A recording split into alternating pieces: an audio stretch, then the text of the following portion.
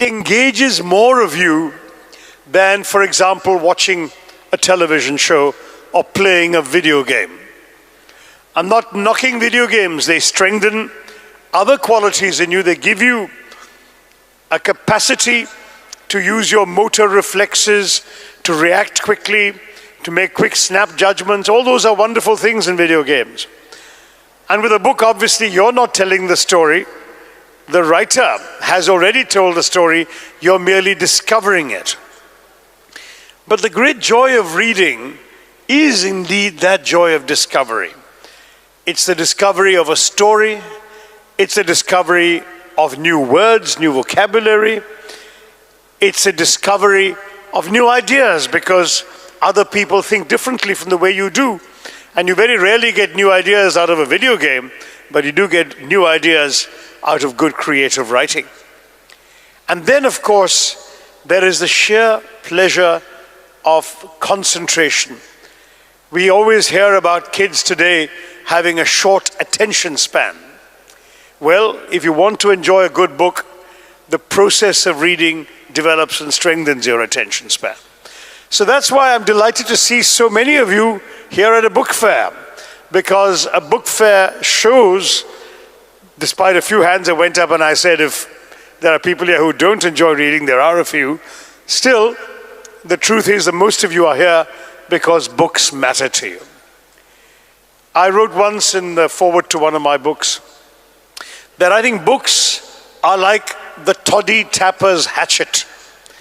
A toddy tapper uses his hatchet to cut through a coconut, and the fact is that a book is like a hatchet that cuts through the rough husk that enshrouds our minds and helps us tap into the exhilaration that ferments within. That is what it seems to me books do for us.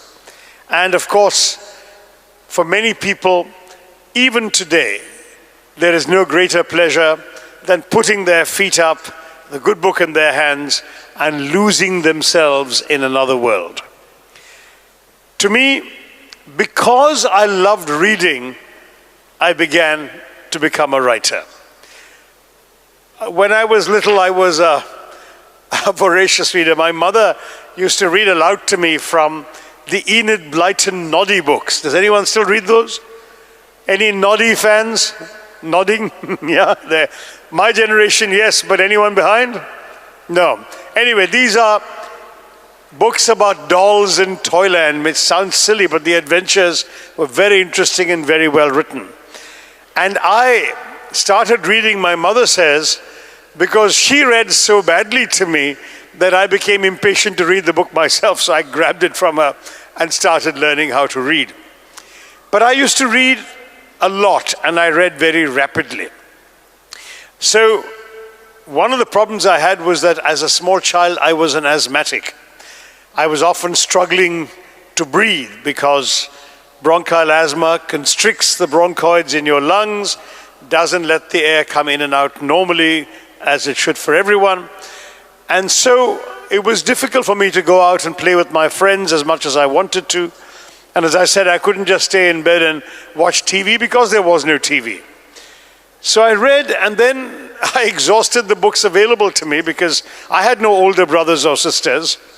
I only had the books of my parents or my own. And if my parents took me to a library to borrow a book, I read so inconveniently fast that I sometimes finished the book in the car on the way home. So when I reached home, I still no longer had a book to read. And that's why I began writing. Because lying in bed, struggling to breathe, you can't sleep, and at the same time, there's nothing else to do. And the one thing I understood was the joy of reading and the power of words. So I started filtering those myself. And some of my first stories were very derivative. They were very much like the stories I was reading. So I remember my first attempt, never published, was something called Solvers on the Trail. Why? Because Enid Blyton, the inventor of the Noddy books, had a famous series of books for children called The Famous Five and The Five Find-Outers and The Secret Seven.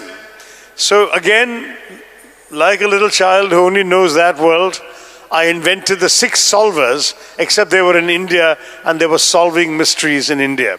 Mysteries, I'm sure, very much borrowed from the kinds of mysteries that Enid Blyton's characters were solving in village England.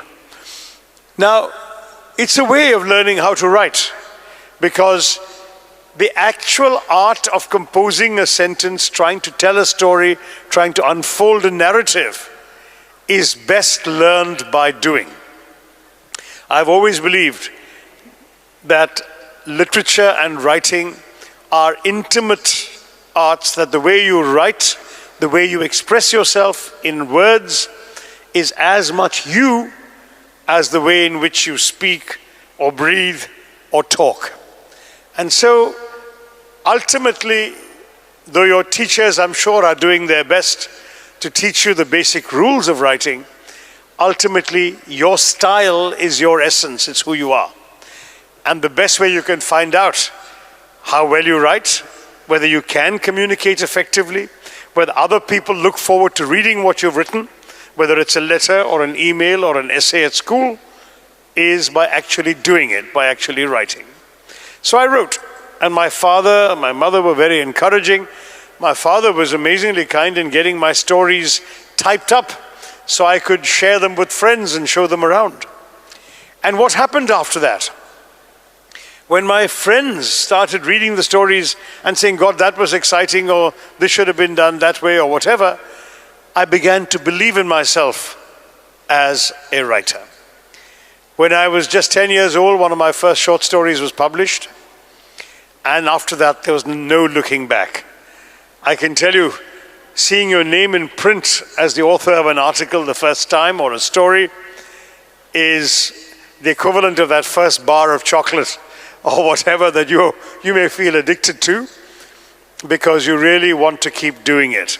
That first ice cream cone, the first time you see your name in print. I kept wanting to keep writing.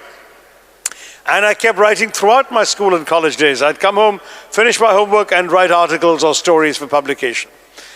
In fact, a lot of my teenage stories written when I was a teenager, but not necessarily about teenagers, have been published in a collection called the $5 Smile and Other Stories, which is a collection of stories that were written, all of them, before I even turned 20.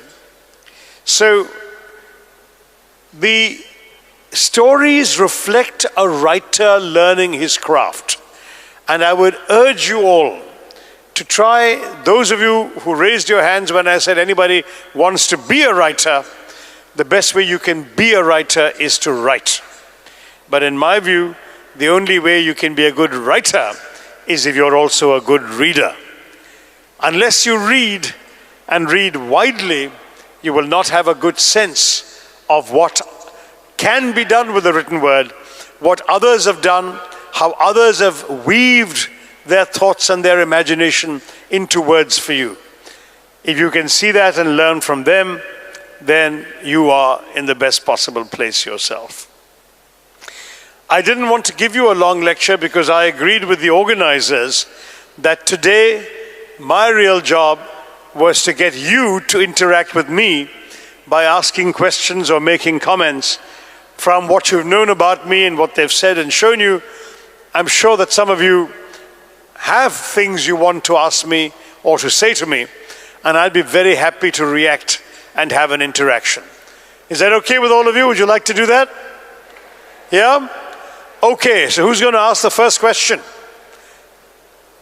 There are mics going around?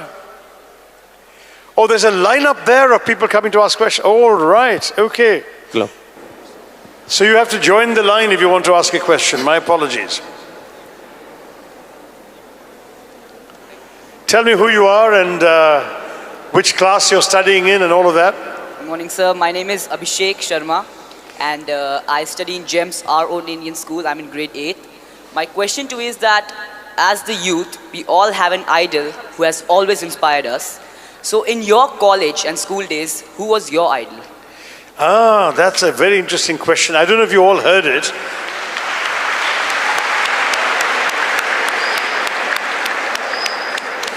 He asked in my school and college days who was my idol. And I have to confess, I didn't have just one idol. Maybe because my interests were fairly diverse. I had a number of idols, okay? So obviously one idol had to come from the world of sports, and I had two. In cricket, there was this player called Sunil Gavaskar, who as a young, well, I can't call him a boy, but as a young man of barely 21, he went to the West Indies, which then was the most fearsome test-playing country, with fast bowlers who would, just a few years earlier, had even broken the head of the Indian captain, Nari Contractor, and he had to go through life with a steel plate in his head because his skull was so badly cracked by a West Indies player's bouncer. And whenever India went to the West Indies, they always lost all their matches.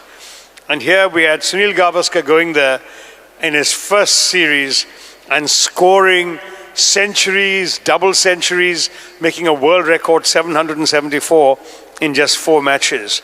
And he became a hero to many of us.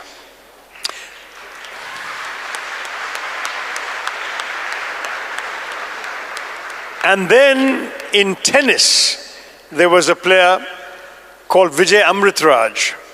And Vijay was a player who, as a teenager, used to thrash everybody through a very bold and attractive style of play.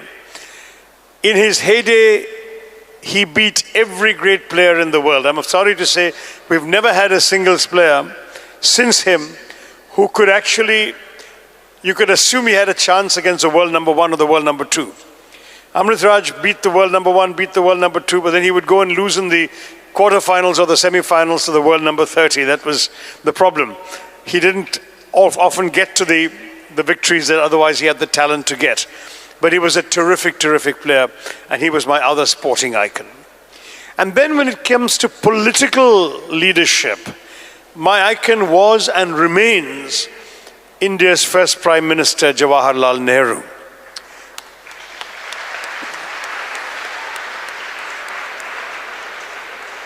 We're celebrating his 125th anniversary, birth anniversary, on the 14th of November, just a few days away. And the thing about Nehru is not that I agreed with everything he stood for. I've written a book called Nehru, the Invention of India, which I've analyzed his legacy and what he's meant to India. And I've argued that there are some things he did that were great and some things he did that were not so great. But the most important thing, in my view, that Nehru did for India was to keep us democratic. We often forget today, because we now take our democracy for granted. We're used to seeing governments changing with elections, whether in Delhi or in the States. But what Nehruji did was to ensure that at a time when many other newly independent countries which had been colonies often veered into dictatorship because the leaders said that that was the only way they could keep their country together and to direct development in the country, Nehru was such a convinced democrat that he insisted on respecting all the democratic conventions. So, for example, Nehru would, at one point before independence, he authored an anonymous attack on himself, saying we shouldn't let Nehru get too many ambitious ideas, we want no Caesars. And later, Nehru, when he became Prime Minister, made sure that he paid respect to the President, the Vice President, the judiciary, the opposition. The opposition was very small in those days. But he would go, he would sit in Parliament, he would listen to their criticisms and attacks, he would respond. He felt that by showing respect for the institutions of democracy, that he would encourage Indians to believe in the institutions and not just in individuals. For example, when he once lost his temper and made an unkind remark about a judge at a press conference, he wrote an abject letter of apology to that judge, and then he wrote another letter to the Chief Justice of India apologizing for having insulted the judiciary. Now, this is the Prime Minister of India, the most powerful man in the country. Nobody to challenge him. But why did he do that? Again, to make the point, we must respect the institution of the judiciary. And this is how, to my mind, we should all be. Young Akshay talks about icons and idols. You can have people that you respect, but please remember that ultimately it is not the individual, but the institution that you must respect. You may like a prime minister, but respect the office of the prime minister. You may like a movie star, respect his acting abilities, realizing you know nothing about his personal life. The institution, the function, the role, when we learn to respect those things, we become true democrats ourselves, and that's one of the things that Nehru taught us.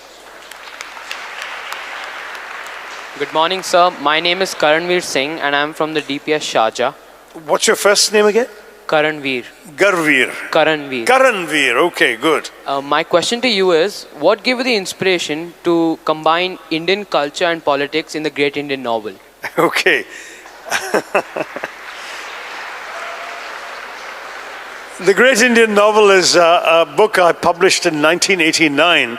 So in fact, Penguin India has just brought out the Silver Jubilee edition, the 25th anniversary edition of this book, which means that people are still reading it. And I'm delighted that a new generation of readers is appreciating what I've tried to do. What I've done with the Great Indian Novel is to take this ancient epic and retell it as a satirical story of 20th century India, from the British days to independence and after. Now you ask me, what led me to do that? Well, the Mahabharata itself, which is why the title of the book is The Great Indian Novel. It's not an estimate, my estimate of the contents of the book. Great is Maha and Bharata is India. So the Great Indian Novel is a direct allusion to the Mahabharata. But beyond that, what have I tried to do? The Mahabharata was an epic that was told and retold for centuries in India. From roughly 400 BC to 400 AD, for 800 years, the Mahabharata and the tales of the Mahabharata were the tales that were told in all parts of the country and were told so repeatedly that they became the National Library of India. That is, that every story somebody wanted to tell was incorporated into a retelling of the Mahabharata. And that's why there are so many interpolations, digressions, unconnected stories to the central story, because they've all been added at different times over 800 years, including the Bhagavad Gita itself was added and inserted into a retelling of the Mahabharata. So I asked myself, why did we stop retelling the Mahabharata? Why is it that after 400 AD, there are no new versions of it? And so I said, what would a 20th century Ved Vyas say about his time, the great events of his time, if he were telling or retelling the Mahabharata today? And that was what I tried to do. I did it in a satirical vein. And if you want to know more, and if your parents will let you come, I'll be talking about the Great Indian Novel in much more detail at 8:30 tonight. Thank you, Karanveer. Good morning, sir. I'm Annie. I'm doing my final year degree from City College. Tell me your name again. Annie. It's Annie. Yeah. I'm doing my final year degree from City College International Ajman. And it's a great honor and a wonderful privilege that you're here with us, sir. Thank you.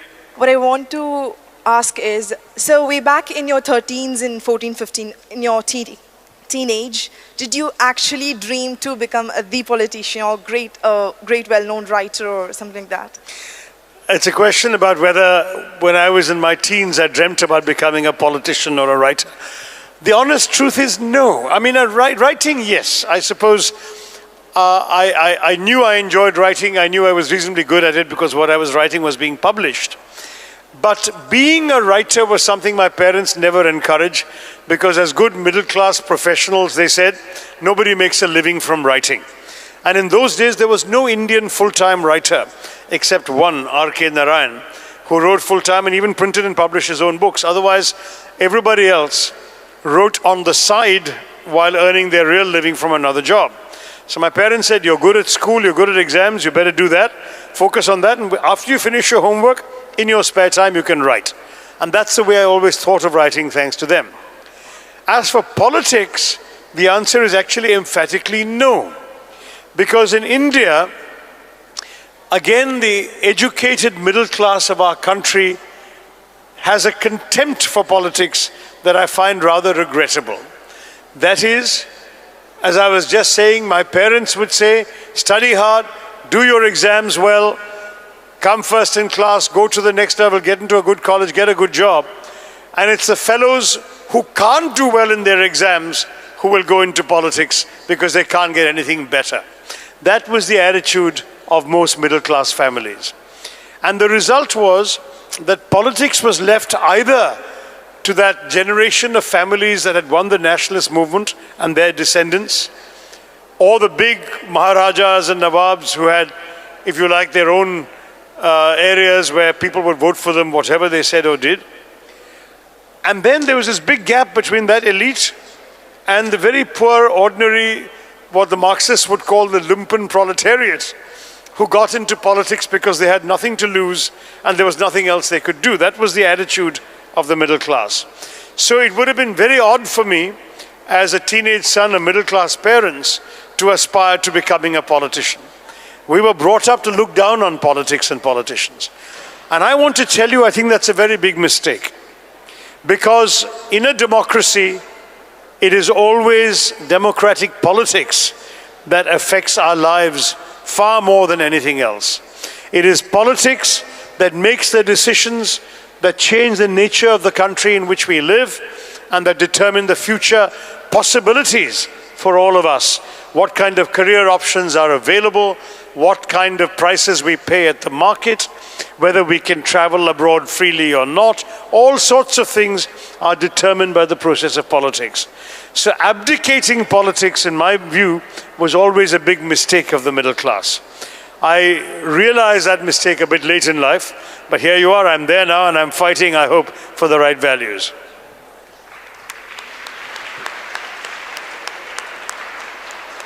Good morning, sir. My name is Abel. And Abel. Abel, yeah. Hi. I'm from our own English high school, Sharja, boys branch. And the question I have for you today is, during your time as an advisor in the UN for Kofi Annan, sir, what was your thought about India's relationship with other countries like Pakistan because of the recent conflicts and the problems happening? Well, I always had my personal views, but working at the United Nations, as a matter of principle, I was not involved in advising Kofi Annan on matters that had to deal immediately with India's interests. So when the India-Pakistan issue came up, if I said anything to him privately, which I did, it was private. Officially, in the UN, it would not have been considered appropriate for an Indian or a Pakistani to be dealing with India or Pakistan with the UN Secretary General. And that became a matter of some sensitivity because Kofi Annan had a very senior Pakistani as the chef de cabinet and me, a senior Indian, as his sort of right hand or one of his right fingers anyway. And that became, therefore, an issue where we were looked at with suspicion by the other countries' nationals. And we shouldn't have been, because certainly for me, I was a lifelong international civil servant. I joined the United Nations at 22, and one of the things I liked about the United Nations was the fact that you would sit around a table with people of a dozen different countries, and you'd forget which countries they're from, because your own nationality is completely subordinate to your role in the organization. So you won't say, here's a meeting with a Tunisian, a Ghanaian, a French woman, an American, an Indian, whatever. You'll think, oh, that's that smart guy from that peacekeeping operation, and there's that brilliant techie, and that woman is such a fabulous speaker. I mean, those are the qualities that came to the fore. And all of us worked for a common cause that basically had nothing to do with our countries. That, to my mind, was a big issue. So when I was working with Kofi Annan, I did not say or do very much about India's direct relationships with key countries. But as you may know, after I came back to India, I was freed of that restraint. I was indeed in the foreign ministry for a while, and I've published a book, Pax Indica, India and the World of the 21st Century, which is a book about, indeed, all of India's relationships. So if you're interested in more detail, go and grab Pax Indica. Very good morning to you, sir. My name is Shiva Prasad, and I'm coming from the Gulf Asian English School, Sharja. So I would like Shiva Prasad, yes. So we all know that time is of the essence, and despite being the most sought-after politician on Twitter and then managing politics side by side, where do you find time to write such bestsellers? Thank you. Well, I haven't been writing as much as I would like because there's so many distractions. Not so much Twitter. Twitter doesn't take up much time. I can often tweet in the car between appointments or whatever. But it's much more the life of an elected politician in the Lok Sabha. In Indian democracy, politicians have to put up with a lot of demands from the voters. Your life, your time is not your own, because the voters are the ones who decide what to do with your time. And they will come with their demands, and if you're not instantly available and responsive and willing to help them, then you can forget about getting re-elected. So it's that much more than Twitter or social media that has interfered with my ability to write as much as I would like to. Let me stress that as far as my own joy in writing is concerned, I've always been conscious it comes at the expense of other things. You can't have it all. And by the way, that's something all of you young people should know. You can't have it all. You have to make choices in life. To live, Kofi Annan would often say, is to choose. So you can choose to go off and watch a movie or play with your friends or just have a fun time, or you can choose to actually sit down alone for a couple of hours or 3 hours and just write something. If that's what you choose to do, that's a choice that you can make, but ultimately it's a choice you must make if you believe enough in all of these things. Maybe we could get them to settle down a bit. It's very noisy. Guys.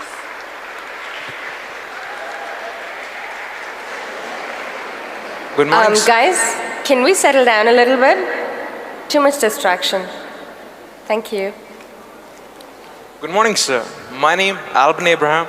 I study in grade 11. I am from International Indian School, Ajman. So from Strong supporters here. So from UN secretary, UN representative to a MP in the district of Trivandrum, Kerala. So as internationalist to a state level politician, so you have faced many of hurdles to become what you're currently now. So my question to you is that, when we think of current politicians, they all like to get from national to international, like more and more. What made you think differently to come from international to a state level? That's an interesting question. It's never been quite asked in the same way. Well, on the international side, all I can say is that I went abroad as a young man to study. I was always interested in world affairs.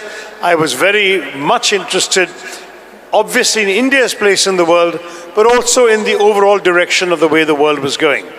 And I was, I would say, very fortunate, very privileged to have an opportunity to work at the United Nations at a very interesting time that began with all the great humanitarian crises of the 1970s, from the Vietnamese boat people crisis that I was personally involved in handling, right up to refugee crises in every part of the world.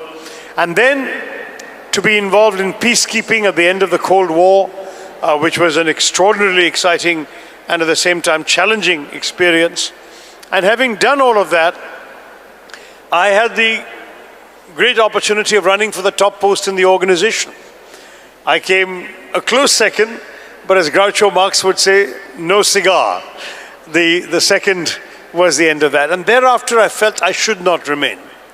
Now, I could have stayed international, not to the UN per se, but writing, speaking, lecturing. I used to command a pretty decent lecturing fee from organizations and companies around the world.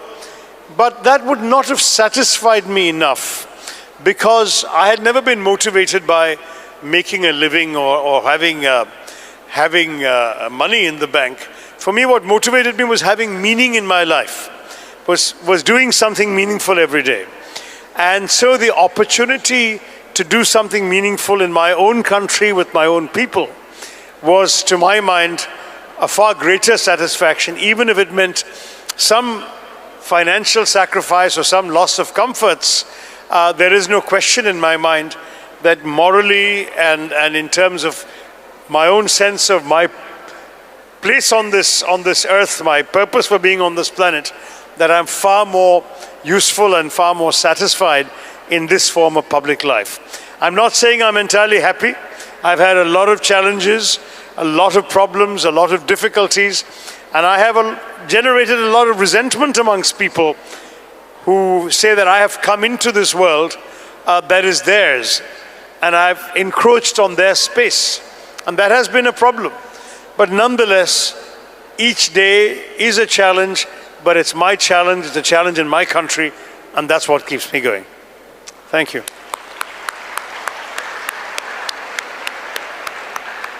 Good morning, sir. My name is Danny Rajkumar. I study in grade 11 in the Emirates National School, Sharja. Sir, in your book, India from... We've got cheering section from the Emirates National School, Sharja. Sir, in your book, India from Midnight to the Millennium and Beyond, you have put forth an argument about the importance of India to the industrialized world. But we find nowadays that the modern generation of India, especially the youths, are more likely to work abroad rather than in India, where they're provided with the finest education. Doesn't this affect the development of India directly in the long run? Isn't this brain drain? That Indians, you feel, prefer to work abroad rather than work in India. Is that what you're saying? I'm not so sure you're right anymore. That used to be true for my generation. I have a friend sitting right here who also went and worked abroad, who was in college with me. So we have people from my generation all over the globe. And one of the reasons for that was that opportunities in India were few and far between. What honestly happened was that the number of choices you had for a profession after you left school or college was much, much less then than it is now. But today, I would not agree with you that the majority of Indians want to work abroad. The impression I get is that the majority of those who even go to study abroad come back, which was not true in the 60s and 70s, where a majority went to study and remained abroad. Today, many of them come back. And there are two reasons for that. The first is, of course, there is a recession in the Western world, and so the job opportunities in the Western world are less anyway. But second, and perhaps more important, is the fact that India is not the old India. There are tremendous opportunities, tremendous ways in which you can find fulfilling, modern, professional experiences in India. And that's why I think that people are coming back. I don't worry too much about the brain drain, because even those who went, whose brains were drained out of India, they have continued to support India, invest in India, start businesses in India, be political supporters for Indian causes in their new residences. So I think either way India has gained. Whether they've come back or not come back, India has been the gainer. Thank you. Good morning, sir. I'm Gracie Udhup from New Indian Model School, Sharjah. And my question to you is, India and Indians... Finally, we have a girl. Good. India and Indians in all its forms and shapes are almost the characters in your books. Yes. And you are a major portion of your life, you have stayed abroad. So how then could you relate India in such a passionate way? And now, how do you feel being a tree in the woods? Well, I would argue that a writer doesn't actually have to be in a particular place to write. A writer really inhabits his head and the page, or the computer screen if he writes on a computer. And ultimately, geography is merely an address. A writer has to think about things that matter to him, because ultimately when you are sitting alone with that pen and that paper or that keyboard and that screen, it's only you, your words and the medium. It doesn't matter when you've shut yourself off whether the place from which you've shut yourself off is in India or in Dubai or in America, and you're sitting and writing about Sri Lanka. I mean, that's, if you know enough about it, care enough about it, and write with feeling about it, where you're writing is largely secondary. So you can have novelists, for example, writing about things they know and care about, but in a setting like a university campus or a writer's workshop that may be far removed from the actual place they're writing about.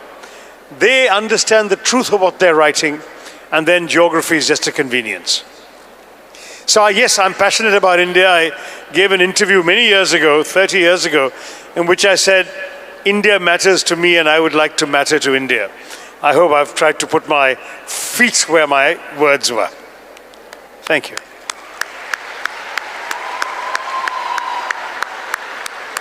Good morning.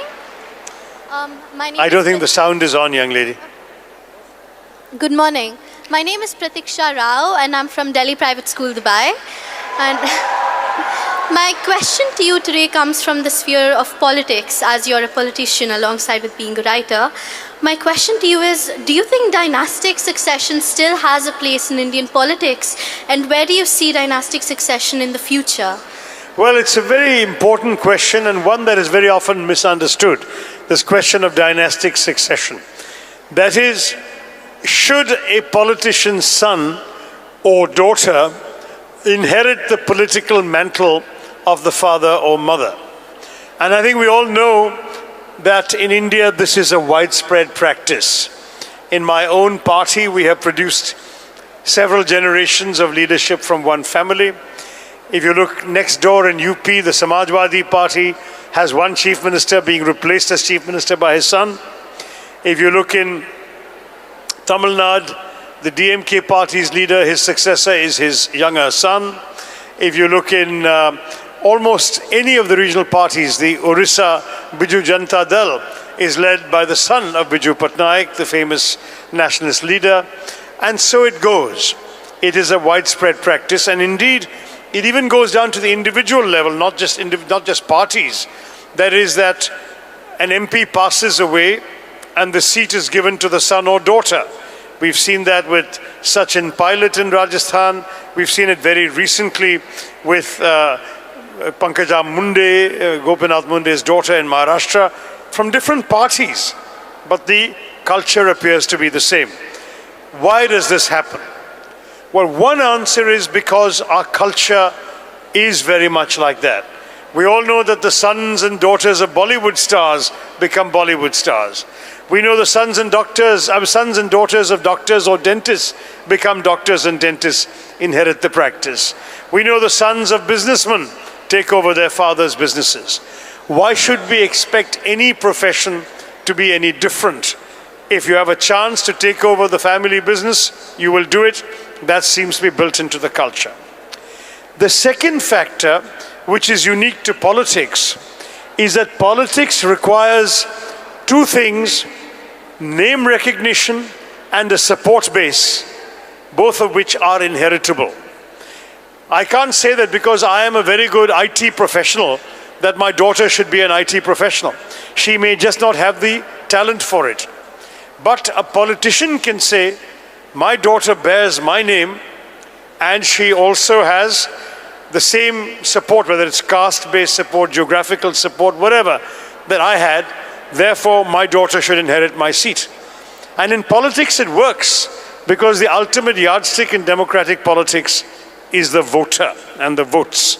So if these factors make somebody more electable than somebody else, the more electable person is always going to get the chance.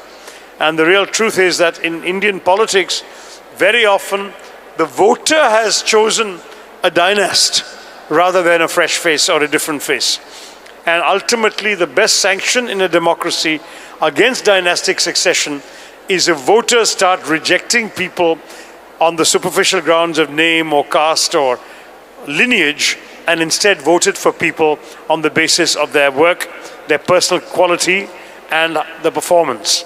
We are not yet there, but maybe one day, by the time your daughter comes along to address an event like this, she won't be asking the same question. Thanks. Good morning, sir. I'm Rachna Malara from Arun English High School, Dubai.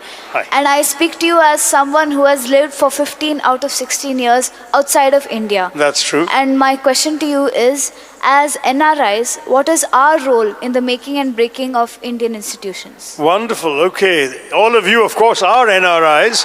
And that's... Now, you all know what NRI stands for, right? Right, non-resident Indian. But in my book, India from Midnight to the Millennium, I suggested that NRI could actually stand for two very different things. One is never relinquished India. People who've never given up the idea of India even while they have physically left India. And the other one for NRI, I said, is not really Indian. Why not really Indian? Because you've grown up in a different culture, with different surroundings, different assumptions, different values, even different habits. Whether it comes to habits of sanitation and hygiene, I bet you don't litter on the streets here, but when you go back to India, you don't think twice about throwing your litter out of the car window. Whether it's the languages you speak in here, the TV shows you watch, everything is different when you're in NRI. So I've said, is it never relinquished India, or is it not really Indian, or is it both? But I went beyond that eventually, and I've written about this at some length. I'll give you a short answer. The short answer is the non-resident Indians have become so indispensable to India's own success that now I say that NRI should be the national reserve of India, because they have become a resource for the country. You are all a resource for the country. In what ways are you a resource? Because, of course, your parents are sending money home. That's strengthening our foreign exchange position. That's helping your relatives. That's also enabling our economy to grow and increase the purchasing power of the recipients. Even during the recession, the quantity of Indian remittances kept going up. That was a wonderful development. Secondly, because of the support you give. In every country, you often support policy objectives that are sympathetic to India. In America, for example, the NRIs have become a very important voice for pro-Indian policies, and because they themselves have an influential vote and are influential donors to politicians, the politicians can't ignore these NRIs. And the third thing about NRIs, it seems to me, is that they do invest back home. They invest financially. Many of them who have money will buy companies, buy land. They invest back in India. It's not that they feel that India is the last place they want to invest in. It's always the first place they want to invest in. But they also invest emotionally. They invest their compassion, their caring. When you go to these Pravasi Bharatiya Divas events every year, it's amazing the number of people you see who've come from all over the world, just anxious to feel that sense of belonging, that sense of identification with their motherland.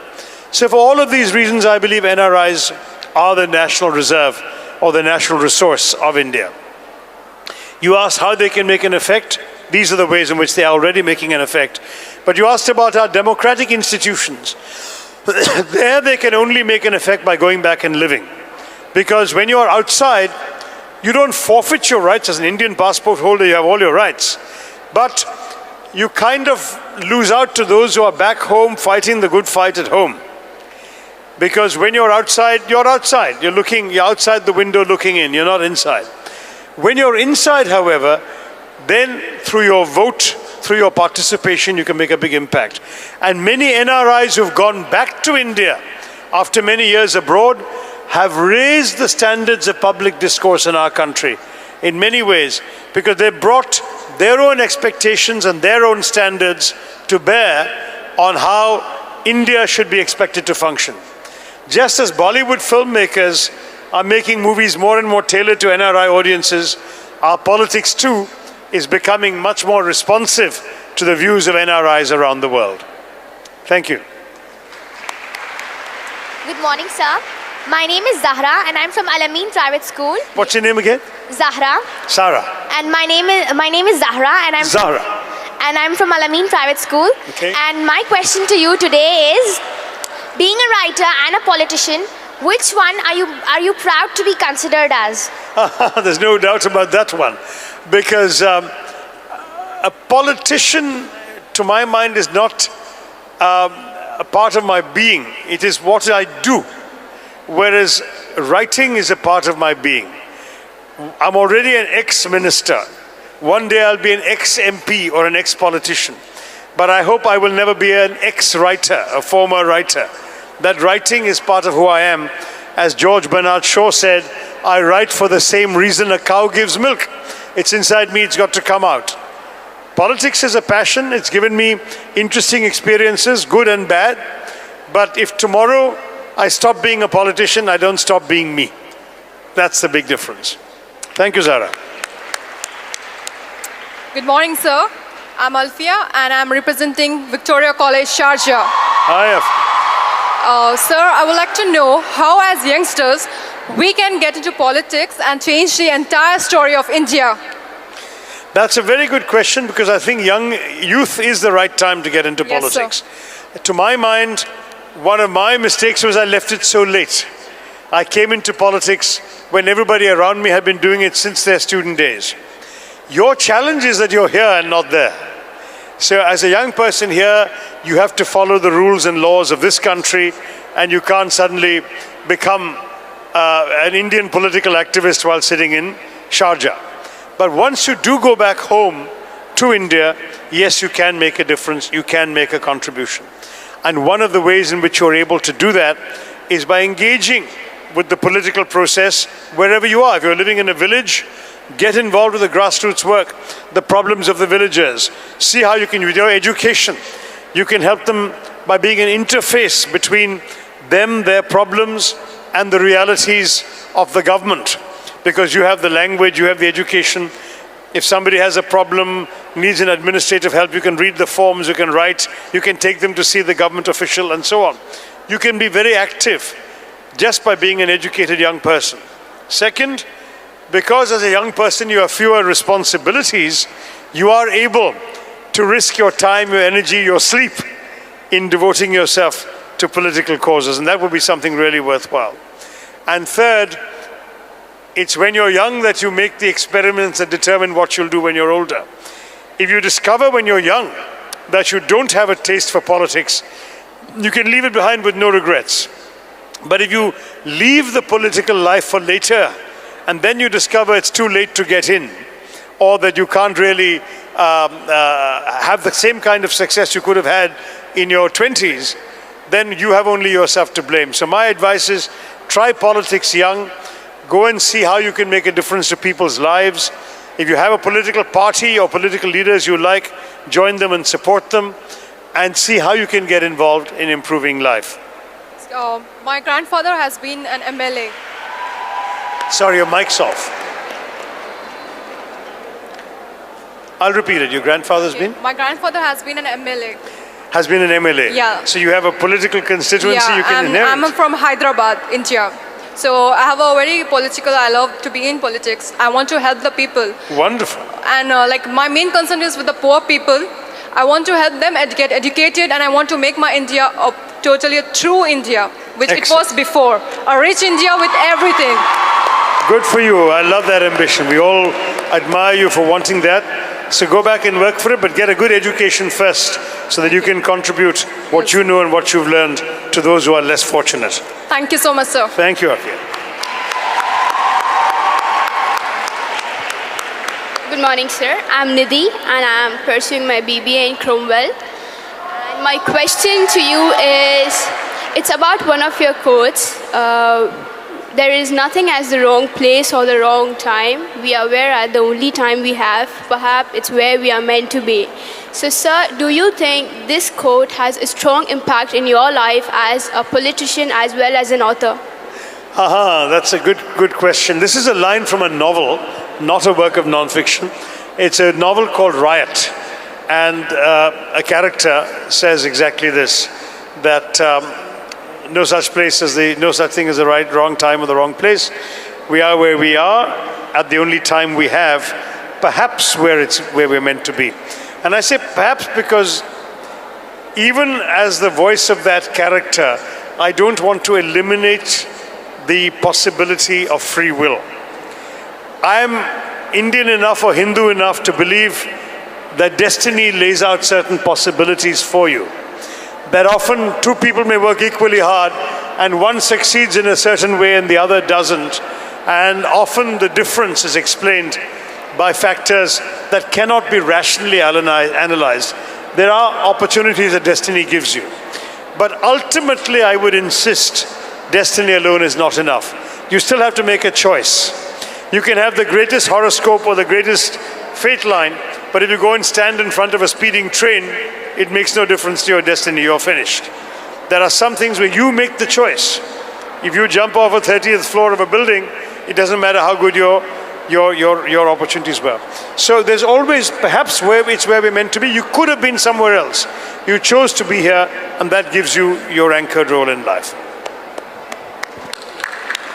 I'm Salman from JSS Private School. Hello, Salman. And my question to you is, like, you've been writing since you were a teenager and even before. What is this thing, like, even today inspires you to write, and how do you, if you get like writer's block, how do you like go through it? Well, I haven't so far suffered from writer's block, but that's because I have so little time to write that when I do get a chance to write, I write with a ferocious determination and energy. I think Salman Rushdie once said, why should writers be allowed the luxury of writer's block? After all, carpenters don't have carpenter's block, and engineers don't have engineer's block, and plumbers can't have plumber's block. They have to work all the time, and writers should be a profession. They must work the same way as well. So that's the answer, I suppose. I write because it matters to me. I gave you the George Bernard Shaw quote. It's like a cow giving milk. And when I write because I want to, not because I have to. And that applies to all of you, I hope. Write because you want to, and you will write things that will mean something to you and to your readers. Thank you. Last question. Okay, the young girl. What's your name? I'm Malvika Rajesh from Rajgiri International School. Hi. So my question to you is, so you're an orator as well as a writer. So which one do you think will have a greater impact on the society? Oh, that's very sweet of you. And it's a very difficult question to answer. Historically, the answer would have been the writer, because the oratory of any famous person is only heard by the audience around them, and when the speech is over and they've gone, that's the end of that. Whereas the writing will remain on the bookshelves to be discovered by future generations. But now we have YouTube, so even a good speech can be watched by later generations. I delivered a speech at the TED conference, I remember, where the audience must have been maybe 250 people maximum, 300 maybe. Today, that speech, that very same speech on YouTube, has been watched by 2.5 million people over these last 4 or 5 years. So yes, I don't know, but because if people are going to lose the habit of reading, then maybe speaking and being able to listen to speeches on the net will become equally long-lasting.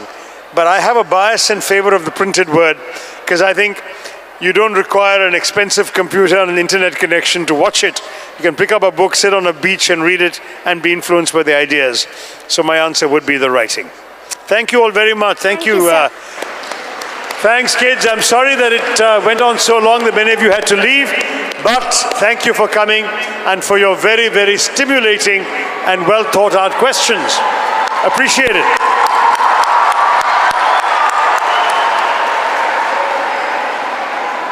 We'd like to thank the Sharja government and the Book Fair authorities for giving us a chance to host the session, and of course Dr. Shasi Tharoor for taking time out of his busy schedule and talking to you guys, and of course all the teachers and students for being such an amazing audience. Thank you. There's a book signing session now, so all those who want can please line up here. Thank you.